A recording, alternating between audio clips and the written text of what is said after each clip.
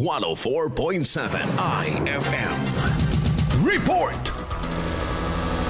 Kapalpakan kung ituring ng grupong Bantay Bigas ang pagdedeklara kamakailan ng pamahalaan ng food security emergency on rice. Sa eksklusibong panayam ng IFM News dagupan kay Bantay Bigas spokesperson Cathy Estavillo, inilahad dito na hindi pa umano naaabot ng National Food Authority o NFA ang ilang lugar kung kaya't hindi pa malasap ng publiko ang mababang presyo ng bigas. Wala tayo nakikitang NFA o yung mababang presyo o yung 33 pesos na binabanggit ng DA na ito yung food security emergency. Hindi na siya food security emergency dahil matagal nang hinihintay ng mga kababayan natin ito at hanggang ngayon wala naman silang nakikita. Pinapakita lang ng DA na itong inilabas nilang food security emergency ay isang palpak na naman kung paano i-dispose yung binabanggit nila na ang dami-dami sa kanilang mga warehouses. Samantala, dahil naman sa mababang presyo ng pagkuha sa palay, ay tila talo ang mga magsasaka dahil sa halos hingiin na lamang umano ito sa kanila. Ngayon ay talagang naghahanap na ng bibili sa kanilang palay na sa mataas na presyo. Parang sabi ng magsasaka ay parang hinihingi na nila yung aming palay given ang laki-laki ng gastos namin. Sa Pangasinan, pumapalo sa 22 pesos ang dried palay samantalang nasa 17 pesos ang wet palay. Inahayag naman ng grupong Sinag ang kanilang panawagan na muling ibalik sa 35%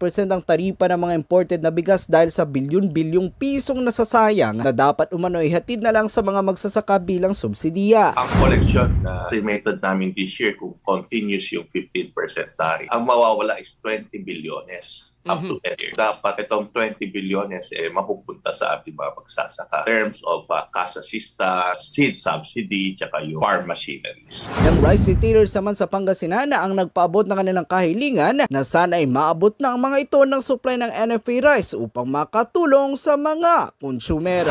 Kasama mo mula rito sa IFM Dagupan, ito si Idol Matthew Pacheco. Tatak IFM. IFM News. IFM News. IFM News.